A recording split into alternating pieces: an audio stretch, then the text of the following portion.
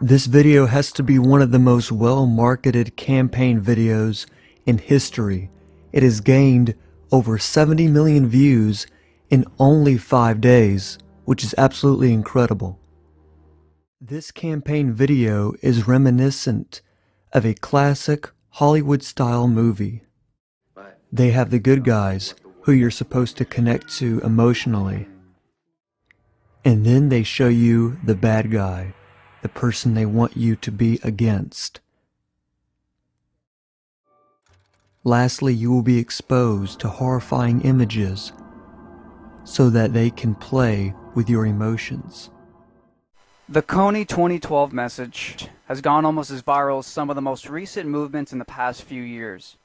In one day alone, the video was blasted across social networking platforms like Facebook and Twitter, with already nearly 1 million people pledging to take part in the Cover the Night event, which encourages supporters to print Kony 2012 flyers, posters, etc., and place them all over their local towns. Now let me tell you something, being a YouTuber, somebody that has been at this for over 2 years now, okay, that understands and knows social media very well, let me tell you something, a video like this would never get 40 million views unless the federal government, politicians left and right, and pop culture was behind it, funding it and directly propagating and pushing this to the people of the world. And when I saw the group Invisible Children with all these movie stars and all these groups come out with basically a pro-war, pro-invasion call, and their film got 37 million views in just 3 or 4 days, and I saw the State Department behind it and all this propaganda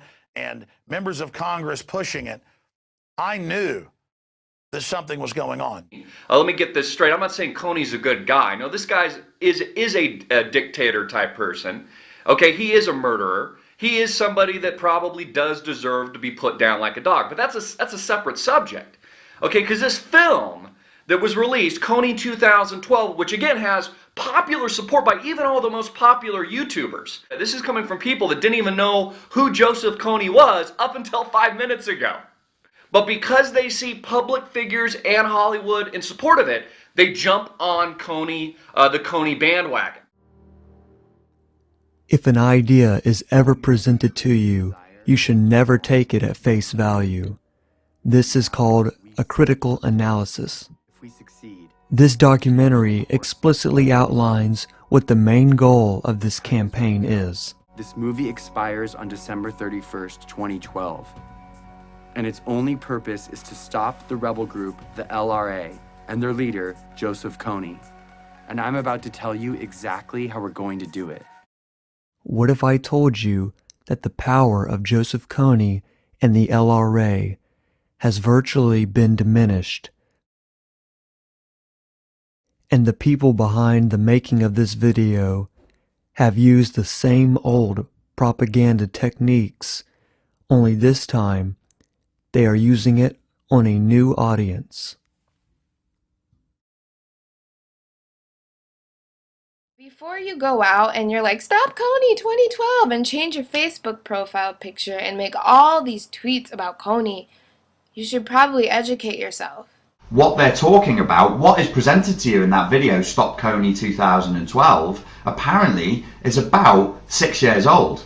This is not something new that just came up out of the woodwork. This has been going on for years. Obama's administration and many other people were aware of it. All this talk about raising awareness. You weren't aware there was a problem in Africa yesterday. You weren't aware there was a problem in Africa last week. There's no excuse. It's been out there. It's been in mainstream media. Kanye West, he remixed his song Diamonds Are Forever to have a fucking verse in it about blood diamonds. And then there was the film Blood Diamond with the handsome Leonardo DiCaprio man in it. That was 4 or 5 years ago. Now, I am 100% Ugandan. Both of my parents were born and raised in Uganda, and I tend to visit there from time to time. Last time I went was in the summer of 2010. Now, when I went there, we had problems with the Al-Qaeda terrorist group, not the LRA terrorist group. And the reason why is because Kony's army group formed 22 years ago, when my parents still lived in Uganda. And they did their worst over 10 years ago, and they haven't struck again in 6 years. So why are they making it seem like Uganda is one big hellhole because of Kony? Because it's not. I'm a Ugandan American, born and raised in America. Yet my parents were both born and raised in Uganda, Africa. It's funny that a few years ago, I want to say in 2009, when I was in Uganda, we went to northern Uganda where Kony had recently been, and we asked a few Ugandan troops, is it safe here? Where is Kony? They said, oh, Kony's left. Everything's changed now. Kony's not here. Everything's fine. You guys can pass over the bridge and continue your journey. If we have military groups looking for Kony in Uganda, but he's not in Uganda, what are we doing? According to one article, a health director who was present during the LRA's actions stated, "There has not been a single soul from the LRA here since 2006. Now we have peace. People are back in their homes. They are planting their fields. They are starting their businesses. That is what people should help us with." And even more important, from a Ugandan journalist below, said, "This paints a picture of Uganda 6 or 7 years ago. That is totally not how it is today. It is highly irresponsible." I'm just kind of concerned that the American people have been lied to or not told the whole truth, because, the invisible children of Uganda, there are no invisible children in Uganda. There is nothing going on in Uganda. There is no wars. There are a lot of problems between the king and the president, but other than that, there is nothing going on in Uganda, in East Africa. But if Kony is not in Uganda, the Ugandan military can't cross into other territories. So what would they do? Kony 2012 has brought great awareness to the horrors occurring in Africa, but the film doesn't mention that Kony hasn't even been in Uganda for years. But do you know what has been in Uganda and still is in Uganda?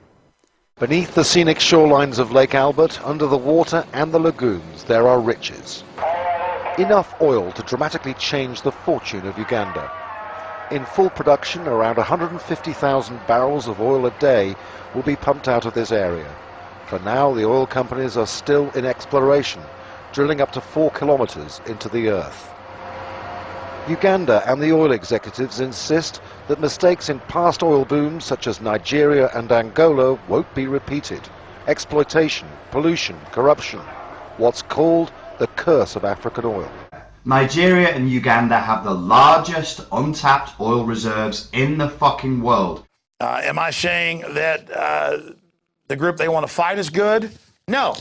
But what I'm saying is we hear about this 2012 movement against Kony, and it's nothing but using him as a convenient boogeyman when he's a minor player in the overall larger system as a pretext to invade these countries. And it's funny that, when there's oil involved, when there's strategic areas that we can place our troops to fight other countries, we go in without a question. There is no denying that horrible things have occurred in Africa, and I feel for their struggles. But don't you remember the last time we were told horrible things and horrible people were in some far-off land, and that it was up to us to make things better? We are tired of war, we are tired of death, and we are tired of angering the world and creating more enemies. But now, with the American people awake, they'd have to use new tactics to get the support of the people. They need you to be in full support of their actions.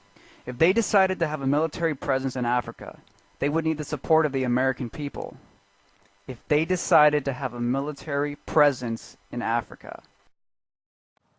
I always talk to my brother who's never left Uganda, and my grandmother, one of my grandmothers, both of them still live in Uganda as well.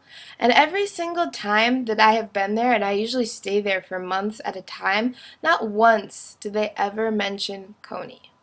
I've looked into Joseph Kony years ago. He's obviously another warmonger, bad guy. but the actual president of Uganda has been involved in genocides of over 7 million people. And best I can tell, Joseph Kony might have a couple thousand followers, 200 to 400, max 500 soldiers.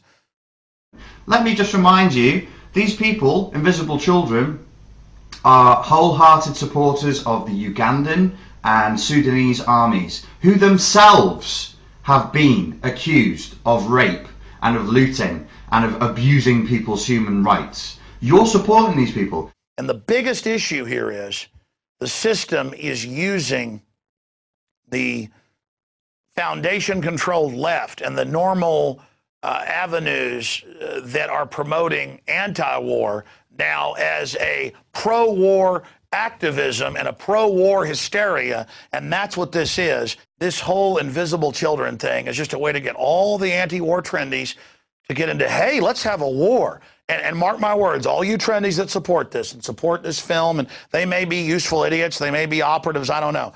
When it's all done, it'll be in the scholarly publications, but it's going to be there, that millions are going to die if you're successful. So the media and the Hollywood stars and the trendies and the anti-war groups are like, invade Africa, defeat this little warlord, back the genocide leader of Uganda, attack Libya. Ah! The blood's on your hands.